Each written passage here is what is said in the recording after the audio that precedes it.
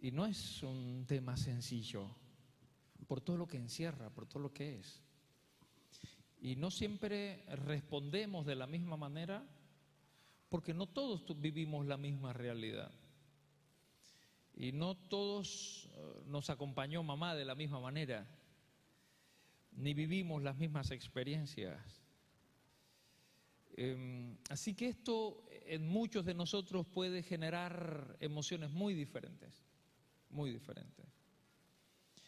Pero qué lindo con quedarnos con ese modelo de madre especial, ese que acompaña, ese que yo siento que me ha acompañado durante toda mi vida y que cambia en el proceso del tiempo. En algún momento leí algo que seguro que ustedes han leído alguna vez, de cómo va cambiando nuestro pensamiento con respecto a mamá. Alguien dijo una vez, cuando eres pequeño, mamá lo sabe todo. Después, mamá lo sabe casi todo. Creces un poquito y mamá no sabe nada. Sigues creciendo y por ahí dices, quizás le pregunte a mamá. Creces o pasa un poco más el tiempo y entonces dices, le voy a preguntar a mamá. Y sigue pasando el tiempo y entonces dices, si tuviera a mamá, si tuviera a mamá. Y parece que es un proceso obligado por el que todos recorremos. Y hay un punto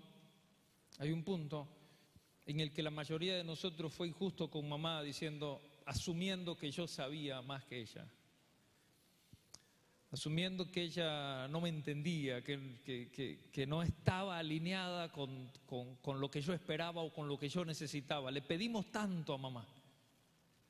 Le pedimos y tantas veces le reclamamos porque lo que llegaba de mamá no era suficiente.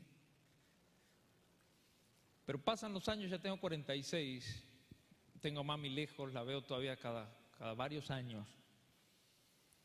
Y uno va comparando las experiencias, el tiempo,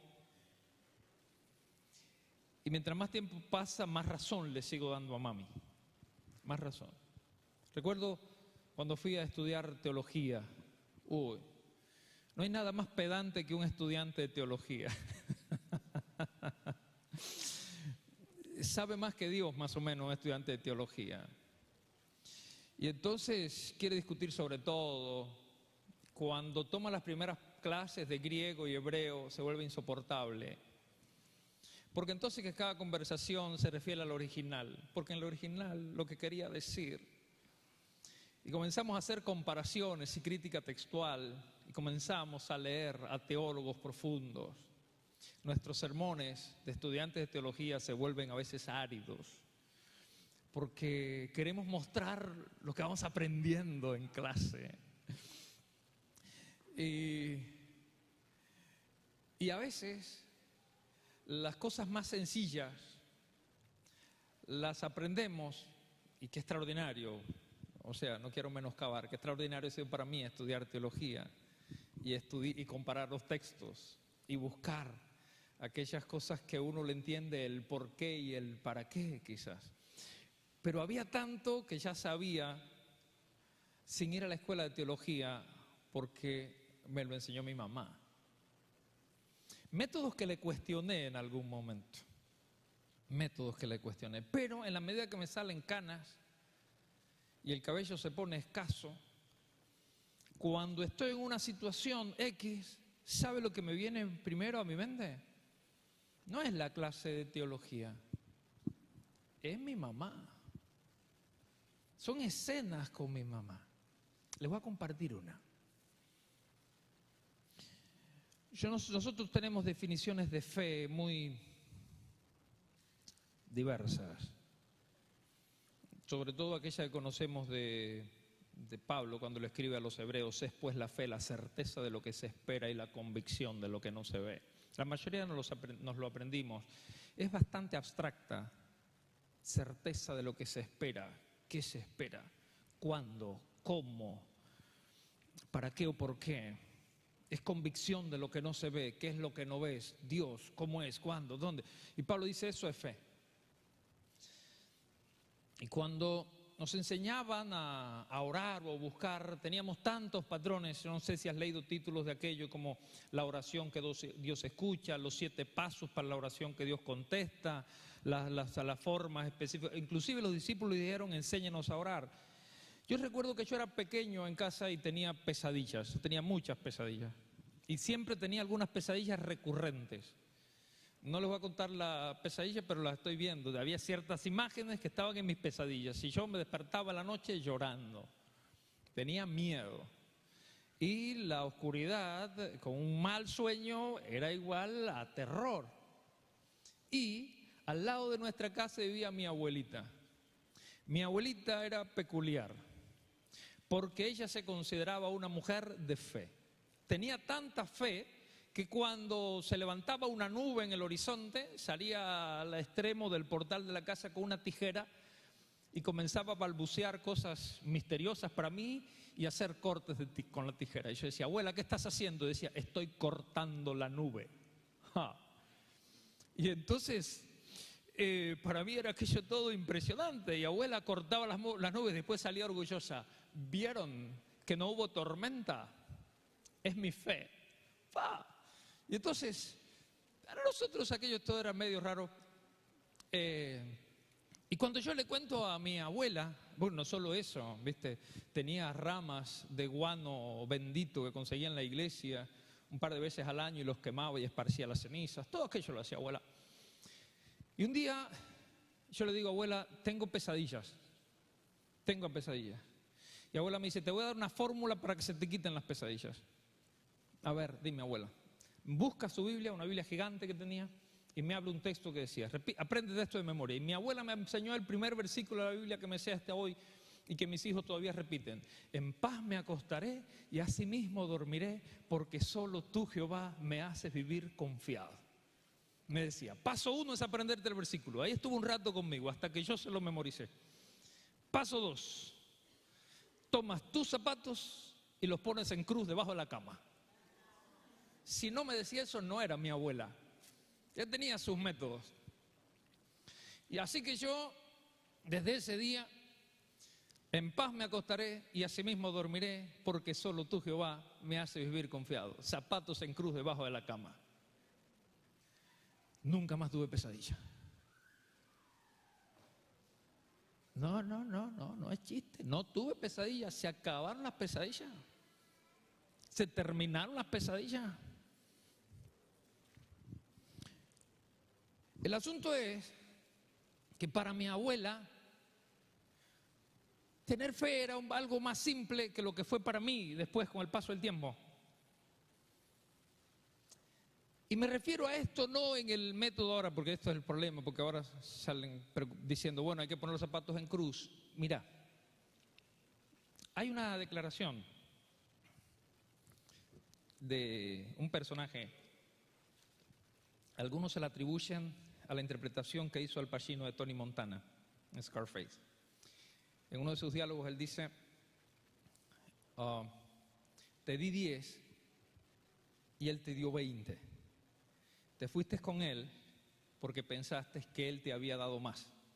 Lo que no sabías era que él tenía 200 y yo solo tenía 10. Repito, te di 10 y él te dio 20.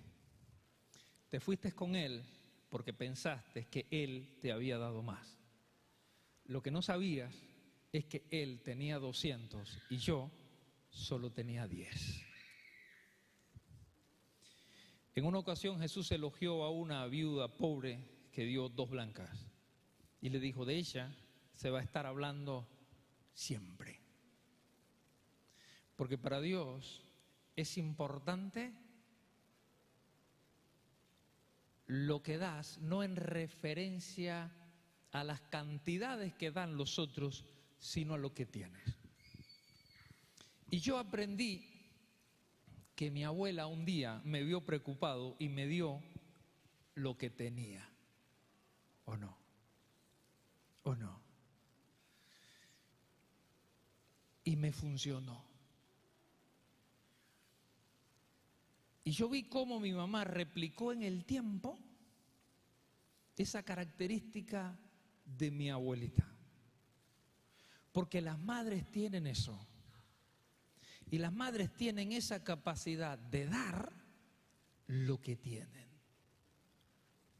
El asunto es que a veces en nuestro análisis y a veces egoísmo humano, lo que tiene mamá no nos alcanza.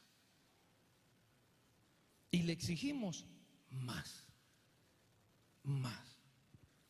Pero cuando nos damos cuenta que fueron capaces de darnos todo lo que teníamos, todo lo que tenían, entonces se merecen nuestra veneración. Por eso la Biblia dice: honra a tu padre y a tu madre para que tus días se alarguen en la tierra que Jehová tu Dios te da. Sí, pero es que lo que me dio mi mamá no era suficiente, te dio lo que tenía. Porque a veces es tan común que seamos víctimas de otras víctimas, porque mamá era hija de mi abuela y mi abuela de alguien que le enseñó a cortar las nubes con una tijera en la esquina del portal. Quizás hoy tú vives otra realidad y las cosas cambian, pero ¿sabes lo que le tengo que agradecer a mami? Que no le temblaba la mano para darme todo lo que tenía. Y eso es una característica que parece que solo envuelve a mamá. La Biblia describe describe innumerables escenas como esta, pero yo te quería hacer pensar en un texto que está en el primer libro de los Reyes. Las circunstancias habían estado difíciles para toda la nación. El rey Salomón ya no está. Y después de Salomón se viene una especie de catástrofe política. Su hijo, incompetente, rey, quiere subir los impuestos a la nación. Gran parte de la nación se rebela, lo abandonan, se divide la nación. Hay una sucesión de reyes en periodos cortos y hay un declive, se rompe, las circunstancias son cada vez peores, no se escuchan los profetas, los reyes no obedecen, el pueblo está perdido, desorientado, porque hay cosas que suceden en cualquier época de la historia y nos impactan a nosotros. Lo que sucede en el mundo te impacta a ti, lo que sucede alrededor te impacta a ti. No está en tu control. Hay muchísimas cosas que no están dentro de tu control, pero te afectan a ti. Y el mundo en el que vivimos te afecta a ti. El mundo en el que vivía Israel aquellos días le afectaba a todo el que estaba allí, a todo el que estaba a sus alrededores. Llega el reinado de Acab. Y en Acab parece que las cosas se empeoran aún más. Se casa con una chica llamada Jezabel. Y entonces Acab lo empeora todo. Es rebelde porque sí. Es rebelde porque quiero molestar a Dios. Es rebelde porque yo quiero hacer las cosas como las voy a hacer y punto. Y aparece Elías, un profeta de Dios, en el capítulo 17 del primer libro de los Reyes, y da una noticia de esas que no son buenas. No va a llover, y no va a llover hasta que yo les diga que va a llover. Cuando Dios me diga, entonces va a llover. Esto es una mala noticia y contradictorio, porque este pueblo había ido a la tierra que fluye leche y miel, la tierra de la abundancia, y las plagas habían sucedido en Egipto, lo malo se había quedado atrás, pero acá no sucede. Pues las cosas pueden dar vuelta de un momento a otro. Y en un momento dado llega una crisis extrema, severa. Y Elías, después que anuncia que no va a llover más, para la lluvia y se va. Y se va a un lugar donde él tiene agua. ¿Recuerdan? Un arroyo. Y en el arroyo él tenía agua y había un cuervo que le traía, medio raro. Algunos todavía están investigando si era de gluten, lo que traía el cuervo. Se lo mandaba Dios. ¿Sí? ¿Verdad? Carne todos los días y agua. Por ahí gente que quisiera sacarlo de la Biblia, está ahí gente, está ahí. ¿Están? Entonces llegaba el cuervo todos los días y Elías tenía carne y tenía agua. Y en Israel no llueve. Pasa el tiempo, un tiempo determinado y se seca el arroyo, porque cuando hay el problema alrededor tuyo te afecta a ti. A veces pensamos, ay, mira, ¿por qué está pasándome esto a mí? Bueno, porque el mundo en el que vivimos pasan cosas. Y si se corta la lluvia, se seca el arroyo, ¿o no? Se seca el arroyo. ¿O por qué nosotros pensamos, ay, no, está difícil, están subiendo todos los precios? Mira, voy a poner un ejemplo que a veces lo hablamos en casa, que a mí generalmente me hace un poco ruido de nuestras reacciones. Viene un huracán, ¿no? Viene un huracán. Y tumba las casas de todo el mundo y se queda la iglesia de pie, y ahí salimos nosotros con un razonamiento que es tan raro, le doy gracias a Dios porque la casa del Señor es la única que quedó de pie. Digo, caramba, a Dios no le interesaba la casa de más nadie que la de Él. O se llevó lo de todo el mundo menos los hermanos de la iglesia, y los demás no eran hijos del Señor, o eso estaban desamparados en manos del enemigo. La Biblia dice que cuando no llueve llega el momento que se le seca el arroyo a todo el mundo. O sea, que se caiga la iglesia también no quiere decir que Dios no estaba. O quiere decir ahora que nosotros tenemos que tener un Dios aparte que nos cuida solo a nosotros, porque entonces estamos dando un mensaje medio raro acerca de Dios. De que bueno, no vamos a ver porque se me desvía el tema, pero así reaccionamos un poquito. Elías no tiene ese problema y él entiende que si no hay lluvia en Israel, el agua se seca para todo el mundo. Y Dios le dice esto: vete que te voy a alimentar con una mamá. Una madre te va a dar de comer. ¿Y por qué una madre te va a dar de comer? ¿Por qué no alguien más? ¿No creen ustedes que había más gente con capacidad para alimentar a Elías que no fuera una mamá, y encima una mamá soltera, no soltera, viuda, y que tiene un hijo? ¿No habría más gente con más recursos para darle a Elías? Pero cuando no hay agua ni en el arroyo de Querit y el cuervo no viene más, dígame cuánta gente estaría dispuesta a alimentar a un extraño. Esas son cosas que solo hace mamá.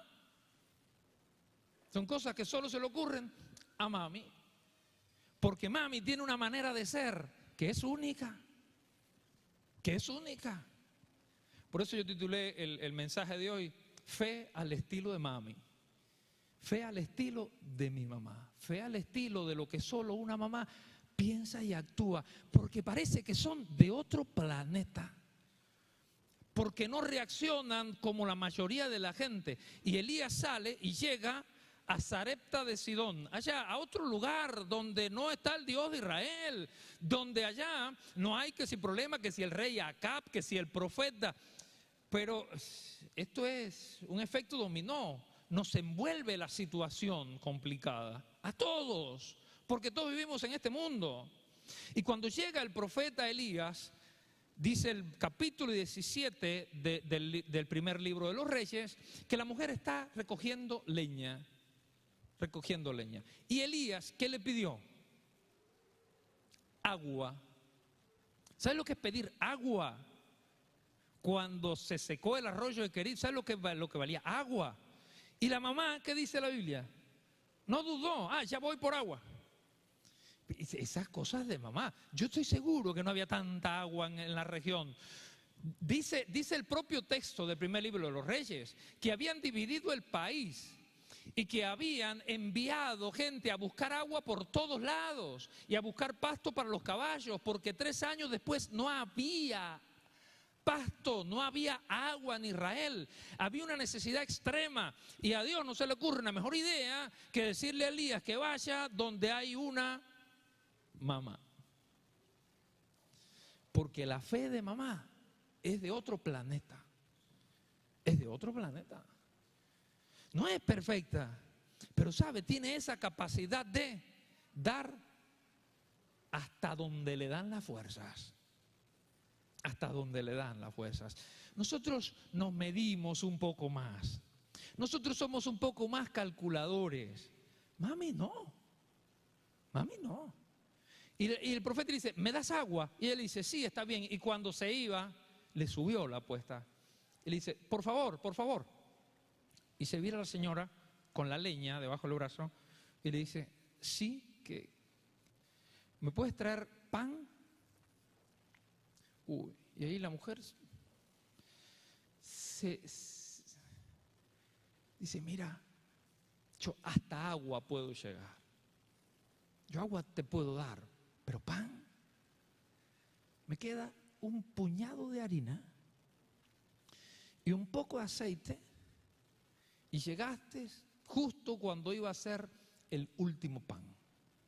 El último pan. Mira, cuando llega a casa alguien y tú tienes lo último, qué difícil decisión. A ver, nosotros que somos aquí, hijos del consumo occidental, en esta época, ¿cuál habría sido tu respuesta? Nosotros que sí hemos leído todos los libros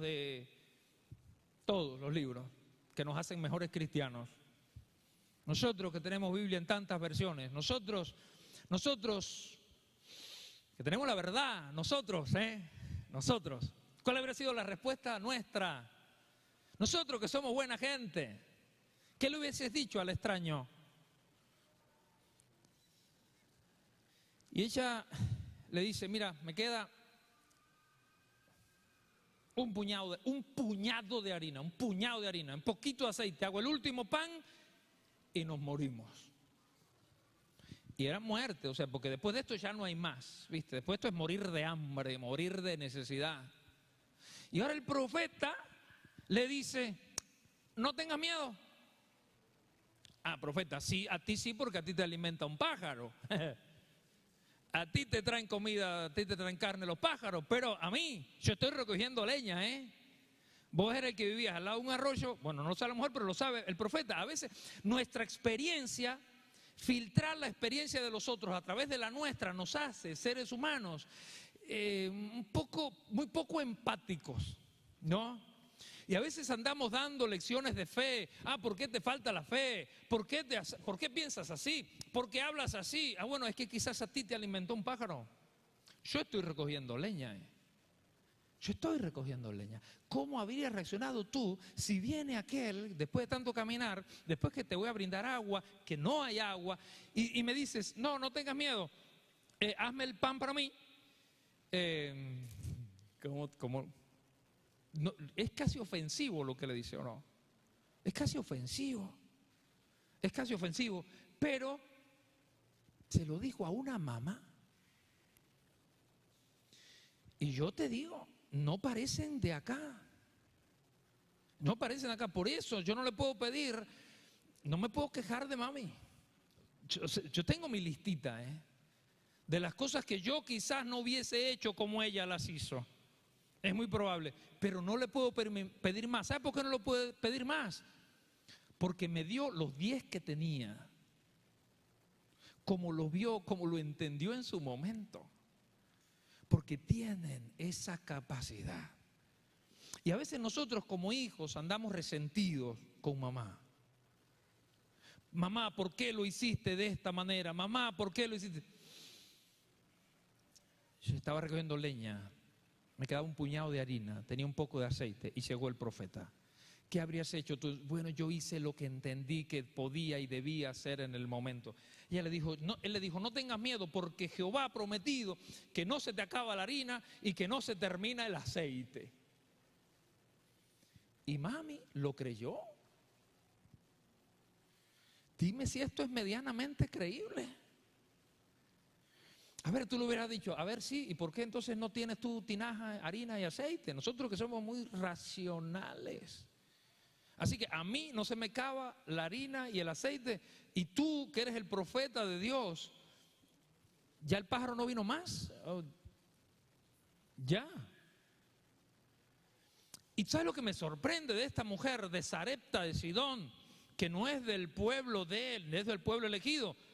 Lo aceptó como suficiente, dijo, ¿cómo? Dios dijo que no se acaba, listo, fue para allá y le preparó el pan y se lo trajo al profeta.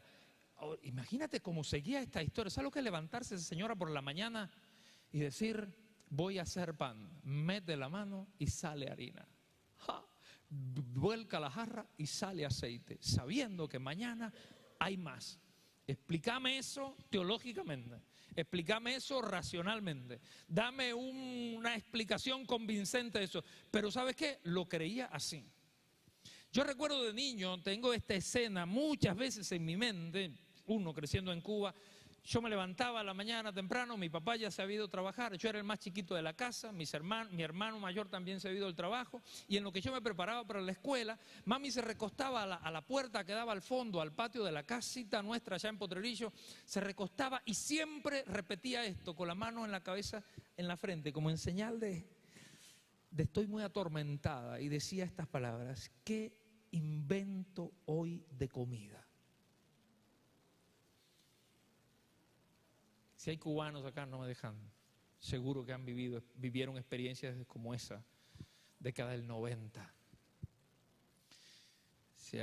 A Cuba la inundaban los productos rusos de la antigua Unión Soviética.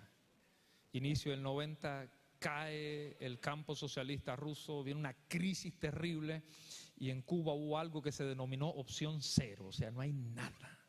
Había hambre, pero hambre no de escasez, no hay nada, no hay nada. La gente empezó a inventar y a ver cómo preparaban la cáscara del plátano y cómo hacían comida que jamás alguien se lo hubiese imaginado. Y mami se le paraba en la puerta toda la mañana diciendo: ¿qué invento hoy de comida? ¿Y sabe lo que repetía casi como poesía para resolver su problema que no tenía solución?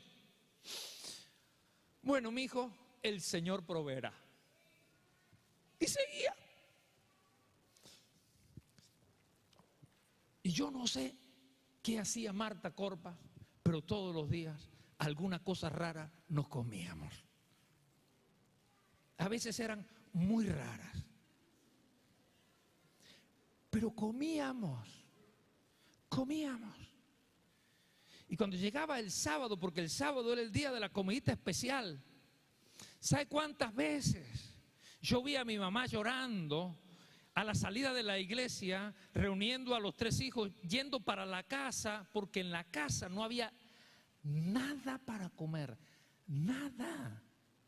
Yo sabía que la noche antes el fogón no se había prendido, no había nada para comer, y mami nos agarraba de la mano con una valentía que yo no sé de dónde la sacaba, y nos decía: hijo, vamos a almorzar a la casa. Y nosotros nos miramos con nuestros hermanos y decíamos: ¿y qué almorzar? ¿Y sabes lo que decía mami? Dios proveerá. Y allá iba adelante, como la gallina con los pollitos detrás. Y cuando llegamos a la casa y nos comenzamos a cambiar la ropa, porque había que colgar la camisita porque era la única del sábado y toda esa historia. Mira, llegaba Gladys, o llegaba Seida, o llegaba Hilda, que eran nuestras vecinas. Marta, aquí tengo. Y ahí mami ponía la mesa y nos decía: hijos, agradecer. No les dije que Dios provee. Esa fue mi historia durante tantos años. Después crecí y me volví inteligente. Y no sé si tanto amé, porque mi inteligencia, después de 46 años, ¿sabes qué? ¿Cuántas veces tengo que parar de racionalizar mis argumentos y repetir la frase de mami? Dios proveerá. Dios proveerá. Porque yo he sido testigo toda mi vida de que cuando el Señor promete que la harina no se acaba, no se acaba. Cuando el Señor promete que el aceite no se acaba, no se acaba. Esto no me lo contó nadie, ni lo leí en un libro que escribieron por allá los profetas en el Antiguo Testamento. Me lo enseñó mi mamá. Hijo, Dios proveerá. No siempre la fe de mami es inquebrantable. Dice la historia que un día la mujer, esta mamá, llamó corriendo al profeta y le dice: mi hijo se le acabó el aliento, no puede respirar. Y le dice, para eso viniste, para mostrarme lo pecadora que soy y que se muera mi hijo. Y el profeta no tiene palabras, no entiende nada y va y le ora a Dios. Capítulo 17, primer libro de Reyes. Dios, por favor, que esto no pase. Se tendió sobre el niño y el niño le vuelve a la vida, y la madre le dice, ahora reconozco que hay un Dios en Israel. Y yo le diría, pero señora, ¿cómo que ahora? Si todos estos días has estado metiendo la mano y sale la harina, mete la mano y sale la harina. Y bueno, hijo, yo solo soy mamá.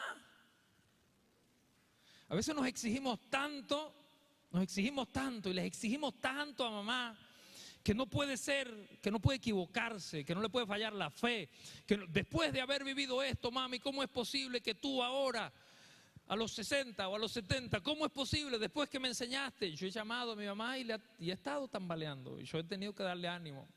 ¿Y sabes lo que he tenido que decirle por teléfono? Mami, Dios proveerá.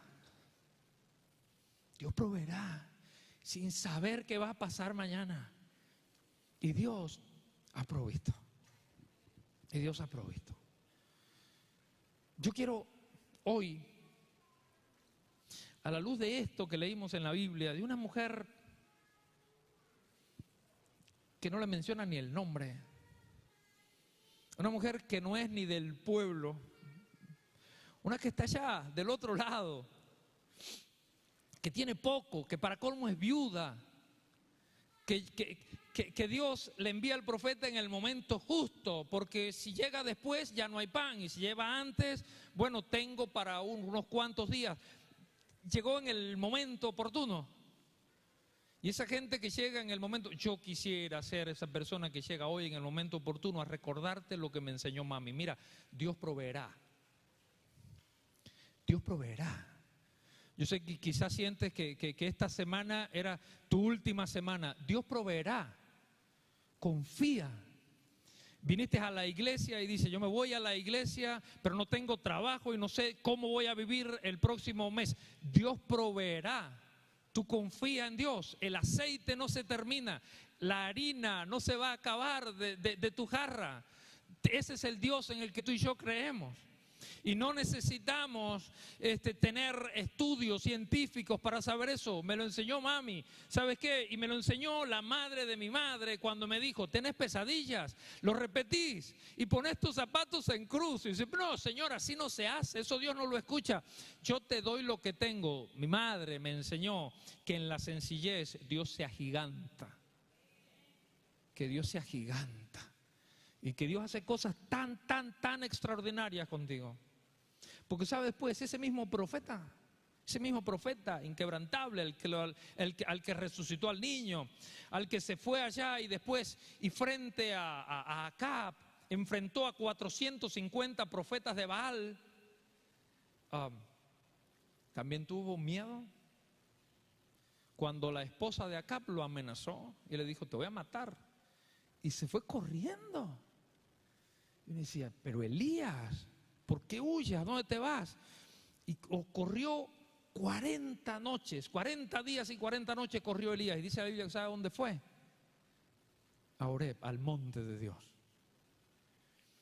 Hay veces que a ti te falla la fe y quieres salir corriendo, pero si corres, corre para donde Dios está.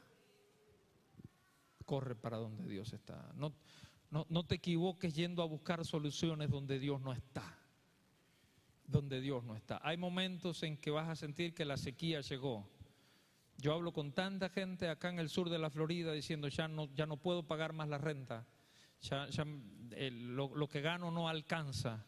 No sé qué hacer con el estudio de mis hijos. Ya tengo mi familia allá en Venezuela o en Cuba o en algún lugar y no sé qué voy a hacer. Y a veces yo no tengo la solución, pero Dios provee. Y si vas a correr, corre para donde Él está. Corre para donde Él está, porque correr para donde Dios no está, ¿ya te trajo malos resultados alguna vez? Yo estoy seguro que sí. Porque nosotros a veces somos de correr y nos equivocamos y nos vamos a lugares equivocados. Pero cuando nosotros vamos a donde Dios está, ahí Dios nos rescata, nos levanta, nos refuerza, nos anima. Nos anima.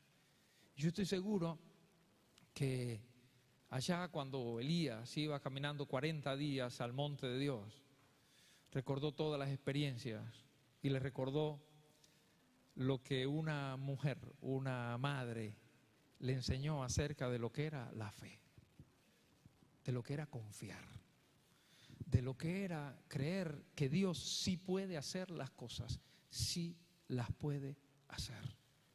Y yo te quiero recordar hoy que Dios sí puede hacer las cosas. Dios puede hacer el milagro que tú necesitas. Aunque tú sientas que es la última porción y que luego es morirse. Y que luego Dios provee. Dios provee. Confía en Él. Ya no te vayas por el camino equivocado. Ve a donde Dios está. Hay una anécdota con la que quiero terminar, que me pareció sumamente interesante porque resume la idea de la decisión correcta de la vida. Y decía más o menos así: yo iba por un camino, me caí en un pozo. La caída fue dura, pasé mucho trabajo, pero logré salir. Capítulo 2. Yo iba por el mismo camino, iba distraído, me caí en el mismo pozo. La culpa fue mía. La caída fue muy fuerte. Pasé mucho trabajo, pero logré salir. Capítulo 3. Cambié de camino. Cambié de camino. Ya tú sabes cuáles son los caminos que no funcionan. Ya sabes cuáles son. A veces nos equivocamos tanto y caemos en los mismos lugares porque seguimos repitiendo los mismos patrones y haciendo las mismas cosas que sabemos que no funcionan.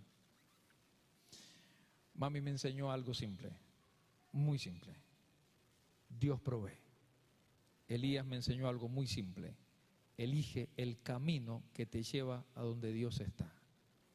Si tienes miedo y vas a correr, corre para Oreb, porque es todo lo que necesitas para volver a empezar. Muchas gracias a mi madre, y que nosotros aprendamos de ella todas las cosas que necesitamos. No esperes a que sea el Día de las Madres para llamar a mamá y darle las gracias. No esperes. Yo te recomiendo que hoy le hagas llegar un abrazo y le hagas sentir a mami, si la tienes, que le agradeces por lo que hizo, por lo que hizo. No le pongas tanto adorno a la conversación. Párale con los reclamos, porque ¿sabes qué? Yo estoy casi seguro, por esa cualidad que tienen las madres, que te dio los 10 que tenía. Y que si hubiese tenido 20, te hubiese dado 20. Y si hubiese tenido 100, te hubiese dado 100. Porque mami da lo que tiene. Porque mami da lo que tiene. Hazlo sentir. Hazlo sentir. No el próximo domingo, todo el mes de mayo y todo lo que te quede por delante. Hazle sentir eso a mamá. Y busca adentro, porque yo estoy seguro que las cosas más lindas que te sirven hoy en tu vida, las aprendimos de ellas. Que Dios me los bendiga.